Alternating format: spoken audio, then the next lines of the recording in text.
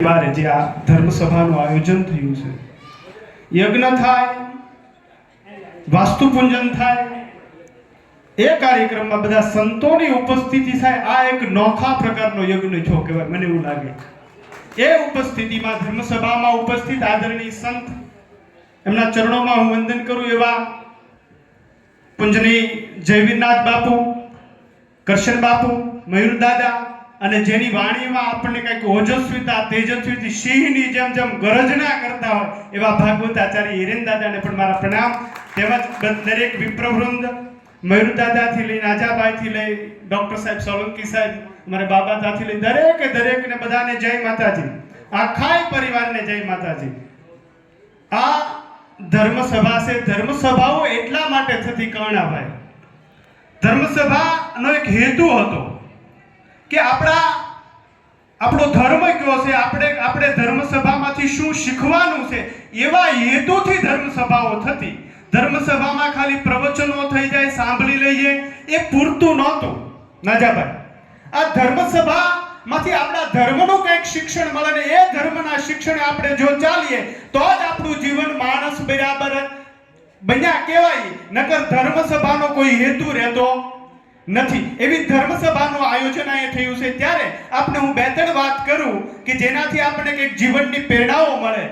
ભગવાન કૃષ્ણ, આપણે આમ તો આખી દુનિયાની અંદર અત્યારે અશાંતિ છે, કોઈ જગ્યાએ શાંતિ છે, કોઈ માણસને સુખી ભાઈ તમને એમ લાગે બાપુ અહીં સુખ છે, બાપુને સુખ નથી, બરાબર?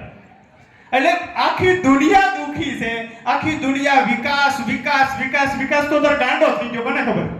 એટલે બધી વિકાસની દોડમાં આપણે અંદર કંઈક ઝાંખી કરીએ તો આપણને ખ્યાલ આવે કે આ વિકાસ નહીં પણ દેશની મોટામાં મોટી ફિકાસ છે. આ અત્યારે માણસ આપને એમ લાગે કે ખૂબ ગાડી બનાવી લીધી, બંગલા બનાવી લીધા, આ બધું બનાવી લેશે, પણ જો ધર્મના આશરો નહીં લે ત્યાં સુધી એને અંદરની શાંતિ મળશે. આપણે શાંતિ માટે શું કરીએ અત્યારે?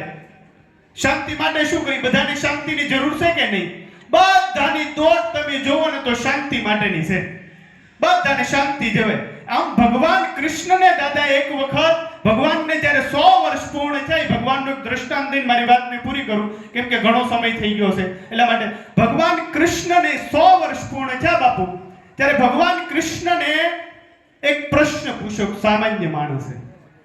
100 વર્ષ પૂર્ણ થયા, દેશ દેશાંતરના ખૂબ રાજાઓ આવ્યા હતા, ઋષિ મુનિઓ ભગવાન કૃષ્ણને જ્યારે પ્રવચન કરવાના હોય, બોલવાના હોય, ત્યારે ઋષિ મુનિઓ પોતાની તપશ્ચર્યાઓ છોડીને ભગવાનને સાંભળવા માટે દોડતા. અને દોડતા ઋષિ મુનિઓને જોઈ કોઈ એમ પૂછતું કે કેમ દોડો છો? એ કે આજ ભગવાન બોલવાના છે, જો ઈ જે બોલવાના છે એનો શબ્દ જો અમે ચૂકી જઈએ તો અમારું તપ બધું એળે જાય. એટલું બધું ભગવાન કૃષ્ણનો ત્યારે માહોલ હતો.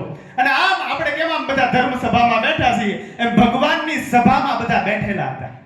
એમ સાધારણ માણસે એક પ્રશ્ન પૂછે છે ભગવાન કૃષ્ણને કે ભગવાન, તમે આખી જિંદગી જીવ્યા, તમારા 100 વર્ષ પૂર્ણ થયા, એમાં તમારા જીવનમાં એવી કઈ ક્ષણ આવી કે તમે ખૂબ મોજમાં હતા, ખૂબ આનંદમાં હતા, ખૂબ લહેરમાં હતા? આવો પ્રશ્ન ભગવાન કૃષ્ણને બધાની હાજરીમાં પૂછાણો.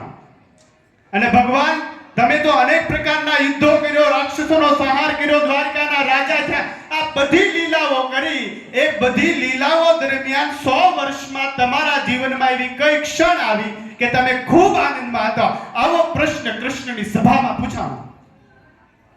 અને ભગવાન કૃષ્ણ વિલંબ કર્યા વગર તરત જ એનો જવાબ આપ્યો કે જ્યારે હું નાનો હતો, ગાયો ચરાવવા માટે જંગલમાં જતો, આખો દિવસ ગાયો ચરે, અને સાંજનો જે સમય થાય એ સાંજના સમયમાં ગાયો ઘરે જવા માટે દોડતી હોય, એ દોડતી ગાયોના ચરણમાંથી જે રજ ઉડતી, એ રજ મારા શરીરે ચોંટતી, એવો આનંદ મને આવતો, એવો આનંદ હું દ્વારકાનો રાજા થતો, એવો આનંદ મને ન થયો. આવો કૃષ્ણ ભગવાન બોલે કે આજે મને જો દુનિયા પૂજતી હોય તો મેં ગાયોની સેવા કરીને ગાયોના ચરણની રજ મારા ઉપર પડી, એટલા માટે મને દુનિયા પૂજે છે. એટલા માટે આ બધા આહીરો છો. એટલા માટે હું તમને કહું છું કે આ બધા સનાતન ધર્મી છો, આહીરો છો, આપણે બધા ભગવાન કૃષ્ણના વંશજ છીએ. તો આજથી એક સંકલ્પ કરીને જાઓ કે મારા ઘર પરિવારની અંદર ગાયનું દૂધ જ આવવું જોઈએ, બીજું કોઈ દૂધમાં આહીરો તો ન ખાઓ. આજથી હું ગાયનું ઘી ખાશ, આજથી હું ગાયનું દૂધ જ ખાશ. જો આપણે ભગવાન કૃષ્ણને માનતા હોય તો કૃષ્ણના રસ્તે હાલીને તો જ કૃષ્ણ આપણને ચાહે, તો જ કૃષ્ણ આપણને પ્રેમ કરે. કેમ કે કૃષ્ણ એમ કે હું આ જે પણ કાંઈ હોઉં તો ગાયો થકી છું, આવું ભગવાન કૃષ્ણ બોલે છે. તો આપણે એના રસ્તા પર ચાલવું જોઈએ કે નહીં? આપણા ઘરની અંદર ગાયનું દૂધ જ ખાવા જોઈએ. એકાદી ગાય આપણે ભેંસું તો બધા રાખી છીએ, ડેરીએ ભરી દેજો, પણ ગાયનું દૂધ જ આપણા પરિવારના બાળકો ખાવા જોઈએ. આ પરિવારમાં ગાય રાખતા હશે. દાનુભાઈ રાખો છો ને ગાય? ન રાખતા હો તો રાખતા થઈ જજો. ગાય તો આમ તો રાખે જ. આમ આહીરોની પરંપરા જ ગાયની છે. આમ તો આપણા મોઢામાંથી આહીરોને હું દર સભામાં કહું કે આહીરોના મોઢામાંથી દૂધની અને માખણની જ વાસ આવવી જોઈએ, બીજી વાસ ન આવવી જોઈએ. આહીર ન હોય, બીજી વાસો જો નીકળતી હોય તો બંધ કરી દેજો. આહીર છીએ આપણે, એટલા માટે આપણે ગૌરવ હોવું જોઈએ. આહીરોનું નામ જો દાદાએ થોડી વાર પહેલા ન કીધું, આહીરોના નામ લેવાથી મોક્ષ મળે, આવું કૃષ્ણ કહે છે. યદુવંશીઓનું નામ લેવાથી. તો એ પરંપરામાં આપણે જન્મા છીએ ને એમાંય ધર્મસભામાં બેઠા છીએ. તો ગાયનું દૂધ ખાતા થાજો, ગાયનું ઘી ખાતા થાજો, અને અઠવાડિયામાં એક વખત ગૌમૂત્રનો છંટકાવ ઘરની અંદર કરજો. તેનાથી કલહ, કંકાશ, અશાંતિ, બધું ભૂત પ્રેત બધું ભાગી જાય. ગાયનો ગૌમૂત્રનો છંટકાવ ઘરમાં થઈ ગયો. આવનારા સમયમાં એક પરિવારમાંથી એક ને કેન્સર હશે એવી સ્થિતિ ઉત્પન્ન થવાની છે. યાદ રાખી લેજો આ ધર્મસભામાં કે 5-7 વર્ષમાં સોલંકી સાહેબ બેઠા છે અને ખ્યાલ છે કે WHO વર્લ્ડ હેલ્થ ઓર્ગેનાઇઝેશન એમ કે ભારત દેશમાં 2030 સુધીમાં 85% લોકો કેન્સરથી પીડાતા હશે. આ પરિસ્થિતિ જો તમારે ન જોવી હોય તો એક સમસી ગૌમૂત્ર પીતા થઈ જાઓ, નકર આપણે બધાને કંઈક ને કંઈક વારો છે. એટલા માટે આપણે આ બધી આપણી પરંપરાને આપણે જાળવવી હોય. આપણે એમ કહીએ કે આહિર છીએ, આપણે હિન્દુ છીએ, પણ હિન્દુનું પાલન ન કરીએ હિન્દુ કહેવાય? હું તો એમ કહું, હિન્દુ એ છે કે જેના કપાળમાં તિલક હોય, જેના ગળામાં રુદ્રાક્ષની અથવા તો એક તુલસીની માળા હોય, કાંડામાં એકાદો નાળાસડીનો દોરો બાંધ્યો હોય, અને હાલતા ચાલતા બેઠતા ઉડતા ગમે ત્યાં મળે ત્યાં જય શ્રી રામ બોલતો હોય, જય શ્રી કૃષ્ણ બોલતો હોય, જય માતાજી બોલતો હોય, એ જ હિન્દુ છે. બાકી હિન્દુ નથી. હાય હેલો કરનારા હિન્દુ નથી. હિન્દુ એ છે. આપણે આપણા ધર્મની ખબર નથી હોતી ઘણી વખત. તો એટલા માટે આપણા પરિવારને શીખવજો કે આપણા ધર્મનું નામ શું છે. કેટલાને ખબર છે? હાથ ઊંચો કરવો જોઈએ આમાંથી કે આપણા ધર્મનું નામ શું છે. કેટલાને ખબર છે? ગણ્યા ગાંઠા માણસો. જોવો, આપણી નબળાઈ છે. આપણે ઇસ્લામના, મુસ્લિમના ગમે એ છોકરાને પૂછો તો એને ખબર હશે કે મારા ધર્મનું નામ ઇસ્લામ છે, મુસ્લિમ છે, પણ હિન્દુના છોકરાને ખબર નથી કે મારા ધર્મનું નામ હિન્દુ છે કે હિન્દુ એક કોમ છે. આપણા ધર્મનું નામ છે સનાતન ધર્મ. શું નામ છે? બધા એક વખત જયકારો બોલો છે. બોલે સનાતન ધર્મ કી, સનાતન ધર્મ કી, ગૌ માતા કી. બસ ગાયનું દૂધ ખાજો, ગૌમૂત્રનો છંટકાવ કરજો, બસ એટલી જ. કેમ કે ધર્મસભાનો ખૂબ જાજો સમય થઈ ગયો છે. એટલા માટે કેમ કે બીજા બધા વક્તાઓ છે, પૂજ્ય બાપુની ઉપસ્થિતિ છે, કરશનદાસ બાપુ છે, જયવીરનાથ બાપુ છે. આપ સૌને મારી પ્રાર્થના છે, વિનંતી છે કે શાંતિ જોતી હોય તો ધર્મના શરણમાં જ મળશે. બાકી બીજું બધું થઈ જાય, કરોડો અબજો ખરબો રૂપિયા ભેગા થઈ જાય, પણ અંદરની શાંતિ મળશે નહીં. શાંતિ ક્યાં મળશે? શાંતિ મળશે આપણે જે પરંપરામાં છીએ એ પરંપરાનું નિર્વહન કરીશું તો જ શાંતિ મળશે. બાકી શાંતિ ક્યાંય વેસાતી મળતી નથી. વેસાતી મળતી હોય તો કરોડપતિ હાથમાં જ રહેવા દે એમ નથી. એટલા માટે શાંતિ છે ધર્મના શરણમાં. એટલે જે ધર્મ છે આપણો એનું બરાબર આપણે પાલન કરીએ. નકર બધાને અત્યારે બધા શેડ તો થઈ ગયા નાજાભાઈ, સોફા સેટ થઈ ગયા, બધા પ્રકારના ગાડીઓના છે, પણ માઇન્ડ થઈ ગયા અપસેટ. કોઈને કઈ શાંતિ છે? આ બીડી શું કરવા પીએ આપણે? એમ કયો તો મને. હવે 5 મિનિટ બોલી જાઓ, તમને નથી ગમતી એવી વાત બોલી જાઓ. કેમ કે હવે બહુ સારું નથી લગાડવું. પરંપરાના તો સહી જ, પણ પરંપરાના પછી આપણે બરાબર ન કરીએ તો બીડી શું કરવા પીએ એમ કયો. આ સાહેબની સાક્ષી બોલવાનું છે. જે વાત કરું ને એ 5 મિનિટ એવી વાત કરું એટલે સાહેબે એમ કે હા બીડી આપણે શું પીએ, કેમ ફૂકરવા પીએ છીએ, માવો શું કરવા ખાઈએ આપણે? મનની અશાંતિ છે એટલા માટે. શું કામ? મનમાં ક્યાંય મજા ન આવે, વિચારો આવે એટલે માવો છોડી બાપુ. કે ખોટી વાત છે? શોખને ખાતર પીવા વાળો એકાદો વ્યક્તિ, બરાબર, પછી બીડી પી કે માવાથી કંટ્રોલ રહેતું નથી. આખો ખેલ જ મનની હારનો છે. આ જે લડાઈ લડવાની છે એ મનની હારે લડવાની છે. આપણી સામે કોઈક આમ બાંધવામાં ન પોગે તો આપણે તરત જ નથી આમ બાવું છોડાવતા ને મૂછે વળ દેતા નથી કરતા.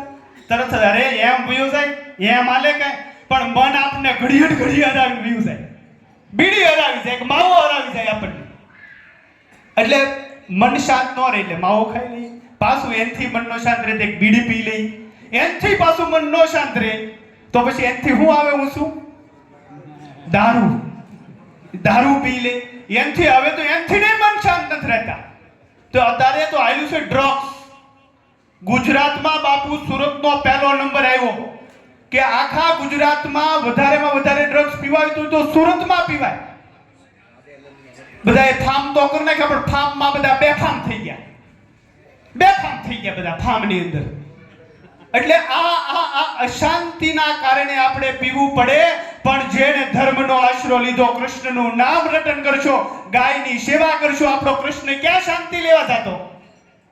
ગાયના શરણમાં એને શાંતિ મળતી, ગાયની ધૂળ એના શરીરે ચોંટતી ત્યારે એને જે શાંતિ મળતી એ શાંતિ એને બીજે ક્યાંય ન મળતી. ને આપણે શાંતિ લેવા ક્યાં જાય? ઈ જ વંશના છીએ, ઈ જ પરંપરાના છીએ, એને જ માનવી છીએ. એ શાંતિ ક્યાં લઈ? બીડીમાં લઈ, દારૂમાં લઈ, ડ્રગ્સમાં લઈ. આ શાંતિ માટે જ લઈને. અને આજ બધા રોગ આવ્યા છે ને, એ રોગનું મોટામાં મોટું કારણ છે આ મનનું અશાંત થવું. સોલંકી સાહેબ, ડાયાબિટીસ વધે ગળું ખાવાથી એટલું બધું નહીં, એટલું વધે તમે સ્ટ્રેસમાં, તણાવમાં, ડિપ્રેશનમાં, અશાંતિમાં હો, એનાથી તમારું ડાયાબિટીસ વધે, એનાથી તમારું બીપી વધે, એનાથી જ 99% રોગ એનાથી જ વધે. આવું ઋષિમુનિઓએ વર્ષો પહેલા કીધું હતું. પ્રજ્ઞા પરાધો હિ સર્વ રોગાણમ મૂળ કારણમ, કે પ્રજ્ઞા પરાધ ચિત્ત વૃત્તિનો જ્યારે ડામાડોળ થાય ત્યારે માણસ અશાંત થઈ જાય. એટલે એના કારણે એને રોગ આવે. મેડિકલ સાયન્સે તો વર્ષો પછી સાબિત કર્યું. આ સાહેબ જે વિષયમાં છે ને એ વિષયમાં એલોપેથિક ક્ષેત્રમાં એક સૂત્ર આવી ગયું કે stress is main cause of all disease, કે બધાનું કારણ સ્ટ્રેસ છે. તો આનાથી બચવા માટે ભગવાનનું શરણ લેજો, ધર્મનું શરણ લેજો, તો મન શાંત રહે. બાકી બધા કરોડો અબજો ખરબો રૂપિયા થઈ જાય પણ મન શાંત રહે. અંદરથી ઉતાપા જ હાલે. એકલા 3 માળની હવેલીમાં બેઠા હોય તો કે બાપુ ક્યાંય શેન પડતું નથી. શેન ક્યાંથી પડે? આપણે અધર્મ કરીએ છીએ, આપણે ગાયોને રાખી નથી, અને ગાયોના બળદ મોટા થાય એટલે સીધા રોડે ચડાવીએ. સમજ્યા? ગાયોને દઈ રસ્તા પર મૂકી દઈએ, બળદને આજ તો બધા છૂટા મૂકી દીધા. જો એમની આ કયો ધર્મ આપણો કયો? પછી ક્યાંથી શાંતિ રહે? જેની પાસેથી વર્ષો સુધી કામ લીધું અને એનું ગટપણ આવ્યું એટલે છૂટા મૂકી દીધા. જેણે બળદ છૂટા મૂક્યા ને એના છોકરા આમ જ છૂટા મૂકી દેવાના. સમજ્યા? બળદને છૂટા મૂકી દીધા, જેને રાત દિવસ મહેનત કરી, તનતોડ મહેનત કરી, અને ગટપણ આવ્યું એટલે રોડે ચડાવી દીધા. આજનો માનવ સમાજ જીવતો હોય ને તો એ બળદના કારણે જીવતો છે. નકર આજ માણસ અહીં ન પોગી કે આપણા બધાના પેટ ઈ બળદે ભીર્યા છે. ઈ ધર્મનું પ્રતીક કીધું છે બળદને, ઈ બળદને આપણે છૂટો મૂકી દીધો. પછી ક્યાંથી શાંતિ રહે? પછી કે કાંઈ મજા જ નથી આવતી. મજા ક્યાંથી આવે? મજા આવે જ નહીં આખી જિંદગી. કેમ કે આપણે અધર્મ કર્યું. જે મૂળ ધર્મ હતો એનું આપણે પાલન ન કર્યું. તો આપણે બને એટલું, આપ બધાને ખોટું લાગ્યું તો માફ કરજો, પણ હાસો ધર્મ નહીં સમજાય ત્યાં સુધી આપણને કેમ થાય કયો? એટલા માટે ભગવાનનું નામ સ્મરણ કરજો, 5 માળા જપ કરજો, દૂધ ખાજો, ગાયના ઘી ખાજો, ગાય માતાને હાથ ફેરવજો, ગૌમૂત્રનો છંટકાવ કરજો. જેવું તેવું કે જોરાવા જાતા નહીં.